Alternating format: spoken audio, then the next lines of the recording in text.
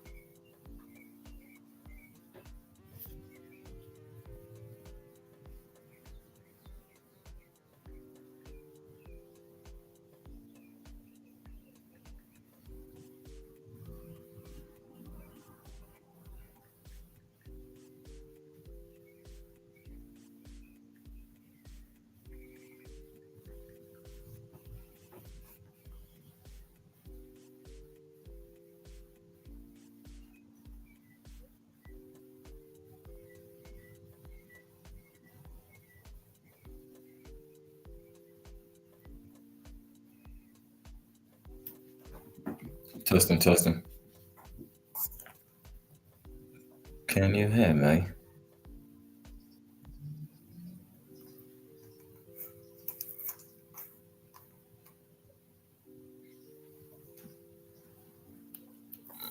Alright, I won't take too much of your time, but I like to do reviews. I like to have information for kind of like for people to get right. You know what I'm saying? Of course, I like to have fun and watch videos, but I leave that to other people. I'll leave that to other people. Over here, you already know you're gonna come with some strict information, some science, some technology, and you already know that security part. Right here, we got Dr. Francis. I'm gonna just give you an insert of Dr. Francis Cress Welsing. Rest in power to her. And you already know, let's go, yo. This is one of many series I've been should have started, but I'm gonna give you a couple minutes.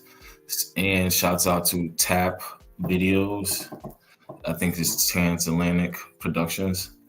And this they actually have a 9-hour video of this. I'm pretty sure it's like a 6 or 9-hour video. Definitely, excuse me.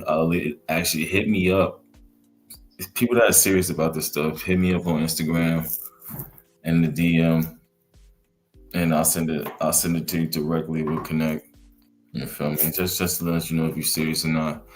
Or be looking for the description in the description. All right, but I'm gonna mute up. I'm gonna let Dr. Francis S. Wilson go to work.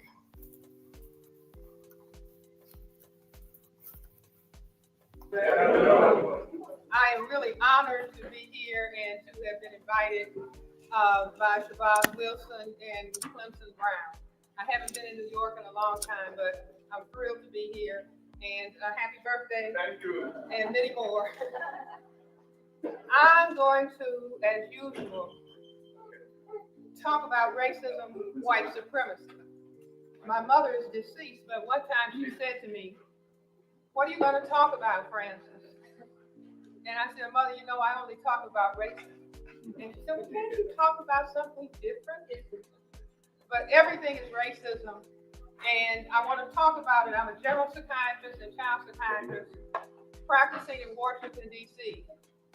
And I have arrived at the point where I feel that the most important thing that we as Black people need to understand is this powerful dynamic of racism. Those of you who are familiar with the work of Neely Fuller know that he has said, if you do not understand white supremacy racism, what it is and exactly how it works, everything else that you think you understand will only confuse you. So I believe that if we are going to move further into the 21st century and into the 22nd century and into the 23rd century, that we have to have clear insight as to what this process is all about. I think it's in the book of Isaiah. If you do not have, those who do not have a vision, if there's no vision, the people will perish. I guess that's, if there is no vision, the people will perish, meaning we have to have a more global understanding of exactly what the forces are on this planet so we can actually do short-range planning as well as long-range planning. I started thinking about racism when I was doing a residency in general psychiatry at St. Elizabeth's Hospital in Washington, D.C. And it was a program that was based on Freudian psychoanalytic theory, and nothing was really being said about the mental health of Black people. I'm a third generation physician. My father was a physician, his father was a physician.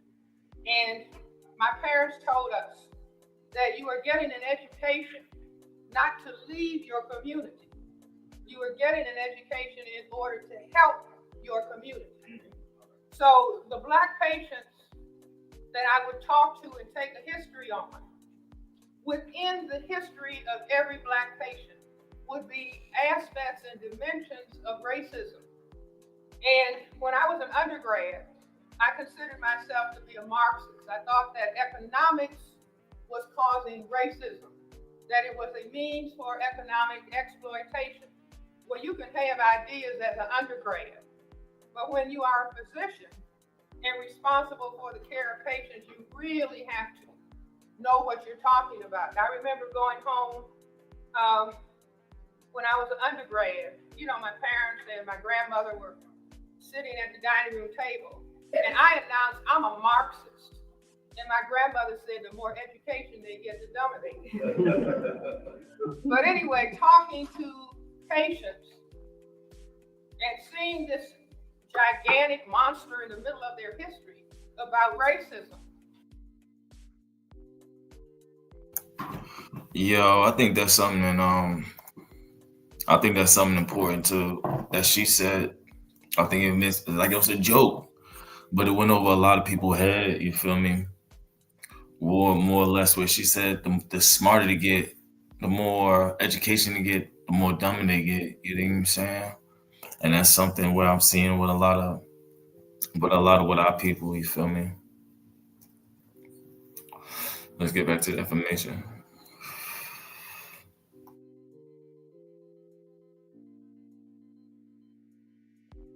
I said, I've got to really understand racism in depth. And the training program that I was in, it was at a federal government hospital.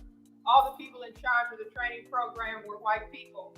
And they actually taught us there were a few Black residents, I think 3 out of 12, that Black people did not have the intellectual potential to benefit from psychotherapy. That the best treatment for Black people was medication. Well, that did not compute for me. So I said to myself, I want to understand really more about racism.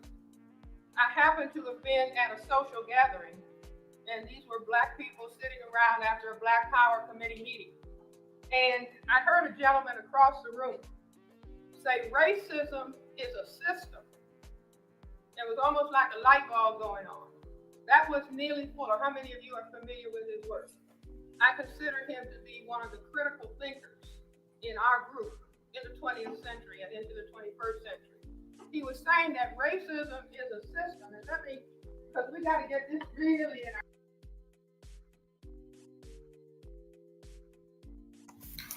And Nelly Fuller on it. I guess that's gonna be. I'm gonna make this like a kind of like a constant to do this every single week. You feel me?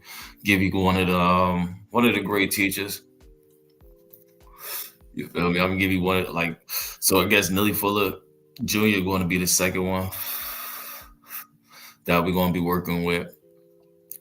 And yeah, just comment, and if you guys want more little information like this, I gotta change up the bottom on the Cash App. You feel me? But anywho, but if you guys want more information like this, you feel me? I'm gonna be throwing it. There's like I said, there's other information out there that y'all can have. You dig? I'm not tripping about that. I think this is more information that is needed. So yeah, let's go.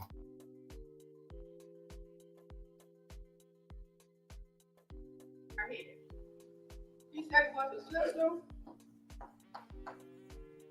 and the system functions in all areas of people activity: economics, education, entertainment, labor, law, politics, religion, and that the purpose of this system is to maintain the power equation of white over non-white, white power over non-white powerlessness.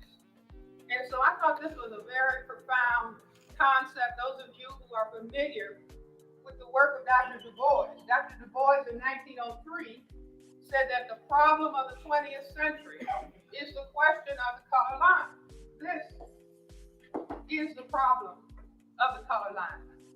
So I said to myself, why would a system for the purpose of maintaining white power over non-white powerlessness, why would such a system evolve on this particular planet Earth?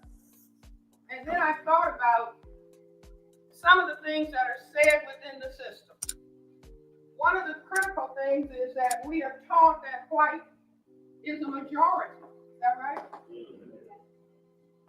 And we are told that non-white is genetic inferior. And then I just thought about the things that you learn going to school for a long time and going to medical school. I said, wait a minute, white is a tiny minority. Fewer than 1/10 of the people on the planet have white skin.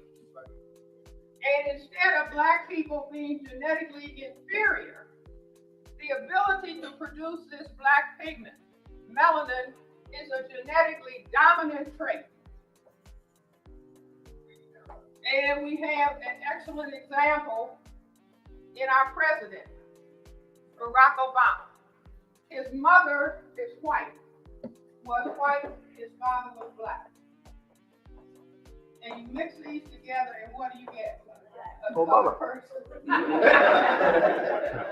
See, always a black person. So I said that, okay, on this planet Earth, in the 15th century, we had Columbus, 1492, coming out of Europe and realizing that the earth was round and not flat. And everywhere these white people landed, they found colored people, right? And if those men were sexually frustrated and the people were overtime, and the women had sex, or I should say the men had sex, imposed sex, however you want to look at it. If they waited around 9 months, they found that all of the children looked like the mothers. And so they realized, wait a minute, we are a tiny minority in Europe and no other place where there are white people. So they said, wait a minute, what if these men got involved? And started going from south to north, we could genetically disappear. Now, this may not make sense to black people, because under white supremacy, black people try to get rid of their color, don't we?